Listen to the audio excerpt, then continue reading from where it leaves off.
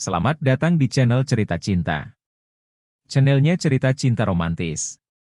Sebelum lanjut mohon dukungannya dengan like dan subscribe dulu. Hasrat nikmat terlarang, bagian ke-10. Hasrat terpuaskan, perselingkuhan terbongkar istri. Setelah sebelumnya batal bertemu di apartemen, kini mereka dapat bertemu untuk mengobati rindu. Dekapan mereka semakin erat. Bukan hanya untuk mengobati rindu, tapi juga ada rasa takut kehilangan di hati mereka. Semenjak pertemuan di restoran itu, Belina ingin sekali menumpahkan kesedihannya di dekapan Edwin. Hanya di dekapan kekasihnya itu dia merasa tenang. Tapi kesedihan dalam hati, ia kesampingkan dulu. Mengingat ada hal yang harus dilalui terlebih dahulu, yaitu melepas rindu yang menggebu. Seperti biasa, Edwin dan Belina mengawali pertemuannya dengan kemesraan yang dibuat sedemikian indah dan nikmat. Tidak dihiraukannya perasaan lain yang sedang menimpa mereka berdua. Jauh di lubuk hatinya ada perasaan takut akan kehilangan karena kabar perjodohan Belina. Tapi mereka memilih menuntaskan dulu rindu yang bergejolak dan hasrat nikmat yang sudah tidak bisa ditahan lagi. Mereka larut dalam kenikmatan surga dunia. Kerinduan dan hasrat yang membumbung tinggi, kini sedang mereka luapkan. Mas, berikan aku kenikmatan. Terus mas, yang dalam maas. Lirih Belina di sela-sela aktivitasnya, yang terus saling memacu hasrat melepas kerinduan, dan sebentar lagi akan mencapai puncak kenikmatan. Beberapa menit kemudian, sayang, ayo sama-sama menuju puncak. Ucap Edwin sambil menambah kecepatan dalam petualangan nikmatnya dengan Belina. Tak lama kemudian, Belina menjawab dengan erengan keras hingga menggema di ruang itu, disusul kemudian oleh Edwin. Mereka baru saja menembus cakrawala kenikmatan yang begitu penuh kehangatan dan keindahan. Hingga akhirnya mereka ambruk dalam pelukan yang begitu lemas. Hening yang dirasakan, hanya nafas mereka berdua yang bersahutan, menikmati sisa-sisa indahnya mengarungi puncak kenikmatan. Setelah keadaan tenang, dan dalam masih berpelukan, terdengar suara Belina. Makasih mas. Untuk apa? Jawab Edwin. Untuk rindu yang telah mas penuhi. Ucap Belina yang terlihat penuh kebahagiaan di raut wajahnya. Itu sudah menaji tugasku sayang. Ucap Edwin sambil mengecup kening Belina. Perlahan mereka bangkit, Belina langsung menuju kamar mandi. Sementara Edwin kembali memakai baju dan merapikannya, lalu duduk di tepi ranjang sambil menatap jauh ke jendela apartemen. Tidak terasa Edwin mengusap sudut matanya. Teringat tentang perjodohan kekasih gelapnya, itu mampu membuat hatinya nyeri seperti tertusuk ribuan jarum. Tak lama, Belina keluar dari kamar mandi dan tiba-tiba langsung memeluk Edwin, terasa air matanya hangat di pelukan Edwin. Rupanya Belina menangis. Aku di sini. Menangislah jika itu yang bisa membuat hatimu merasa lega, ucap Edwin seraya mengelus punggung Belina. Belina belum mampu berkata-kata lagi. Kini, hanya menangis dalam dekapan Edwin yang mampu dia lakukan. Tenanglah sayang, pinta Edwin dengan suara lembut. Edwin mengajak Belina duduk di sofa. Setelah duduk, Belina mencoba membuat hatinya tenang. Edwin masih sabar menunggu sang kekasih gelapnya itu untuk bicara. Aku tidak mau dijodohkan mas. Aku hanya ingin menikah denganmu. Kita tidak akan bisa menikah sayang batin Edwin yang mencoba tegar di hadapan Belina. Papi sangat menginginkan David menjadi menantunya. Kenapa papi begitu egois? Belina menghapus air matanya. Mungkin, menurutmu Pak Temi itu egois. Tapi, bagaimana bila itu yang terbaik untukmu? Tanya Edwin dalam hati. Aku hanya merasa lelaki yang terbaik untukku hanya dirimu mas. Bukan yang lain. Edwin tidak juga bicara. Melainkan bertanya dalam hati tapi, aku sudah menikah. Bagaimana bisa kita bersatu? Kini, Edwin yang membisu. Ada rasa takut Belina akan kecewa bila mendengar perkataannya. Karena pada nyatanya, mereka memang sulit untuk bersatu dalam ikatan pernikahan. Perbedaan derajat dan Edwin yang sudah menikah itu menjadi alasan yang membuat mereka tidak dapat bersatu.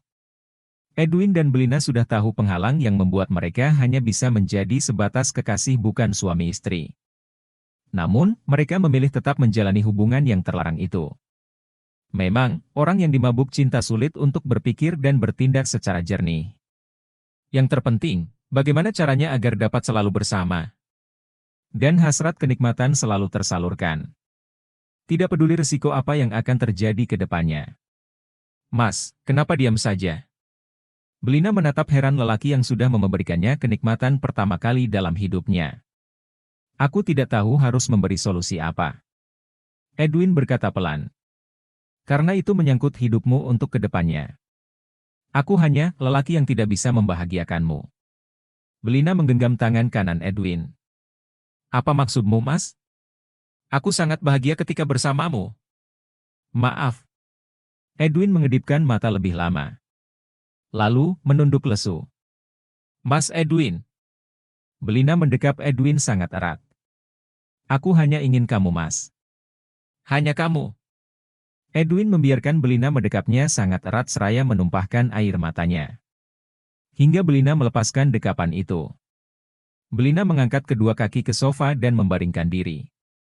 Karena dia ingin tidur di pangkuan Edwin. Meski hanya sebentar. Edwin hanya membelai kepala kekasih gelapnya itu. Tidak ada lagi pembicaraan di antara mereka. Hingga Belina tertidur di pangkuan Edwin. Hampir 2 jam berlalu, Edwin kembali melihat jam tangannya. Sayang. Edwin mengelus lembut pipi Belina. Belina mulai terbangun dari tidurnya. Lalu, membuka mata yang masih sedikit mengantuk. Aku mau pulang. Tidurlah di ranjang, jangan di sini. Kenapa Mas tidak tidur di sini saja bersamaku? Kenapa harus pulang? Belina mendekap pinggang Edwin. Aku tidak bisa. Nanti Elsa malah curiga dan tahu hubungan kita. Belina masih malas untuk bangun. Kita hanya tidur bersama, kita nikmati lagi. Sayang, tolong mengertilah. Edwin sedikit menekan nada bicaranya. Belina pun melepaskan dekapannya, lalu duduk. Enak ya, jadi istrimu Mas. Bisa tidur bersama dan... Kan kita udah tadi sayang, potong Edwin. Tapi pengen lagi. Rengek Belina begitu manja dengan wajah cantiknya. Edwin bangkit dari duduknya. Besok atau lusa lagi aja ya. Kan masih banyak waktu. Ucap Edwin sambil memeluk Belina, Belina hanya diam, dengan raut kesedihan. Edwin melepaskan pelukannya sambil mengecup kening Belina. Jangan lupa kunci pintunya.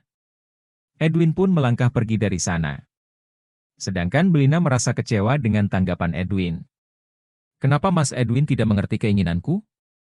Andai saja aku yang menjadi istrinya. Belina membuang napas kasar. Sementara itu di rumah Edwin. Setelah membuang air kecil, Elsa berjalan menuju ranjang. Lalu duduk seraya melihat suaminya yang sedang tidur. Bibir Elsa tersenyum melihat suaminya itu. Pasti kamu capek ya, Mas?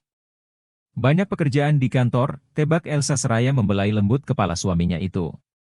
Pandangan Elsa pun menuju ponsel Edwin yang diletakkan di nakas. Elsa menjadi kepikiran dengan perkataan Jovita saat di kafe waktu itu.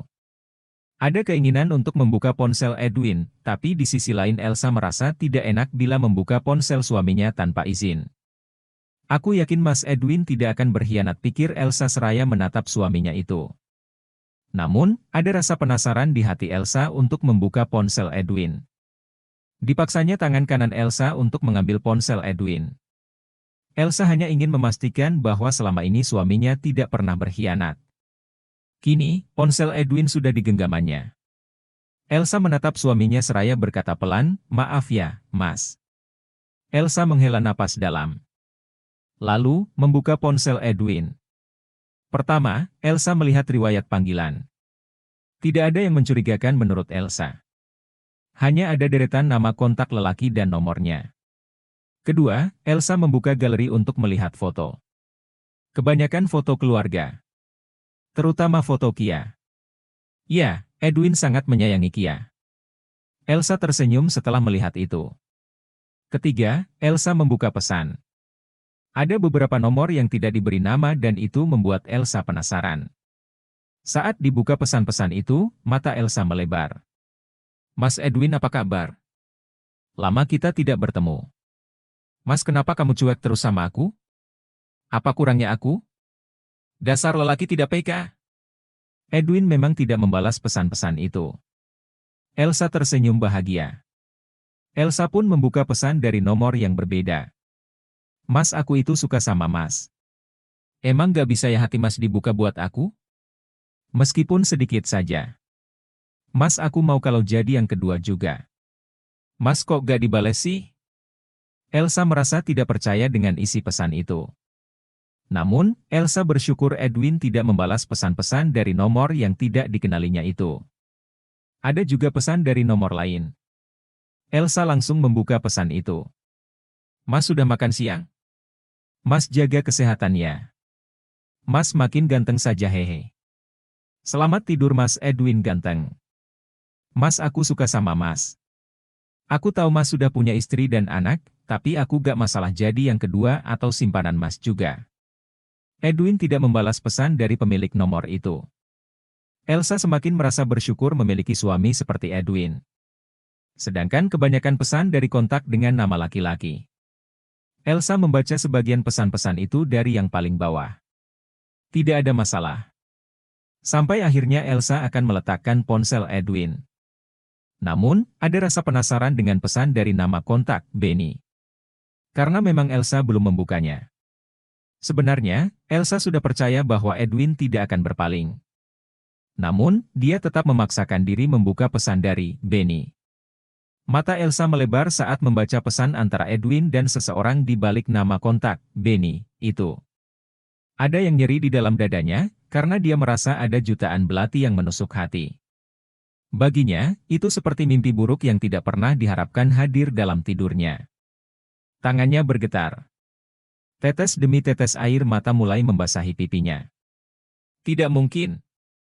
Ini hanya mimpi buruk. Ya, aku pasti sedang mimpi buruk, pikir Elsa seraya menggeleng pelan. Elsa mencubit lengan kirinya. Semakin lama, semakin terasa sakitnya. Ditatapnya Edwin yang masih tidur. Rasa tidak percaya masih menyelimuti hatinya. Bagi Elsa, itu seperti sebuah kemustahilan.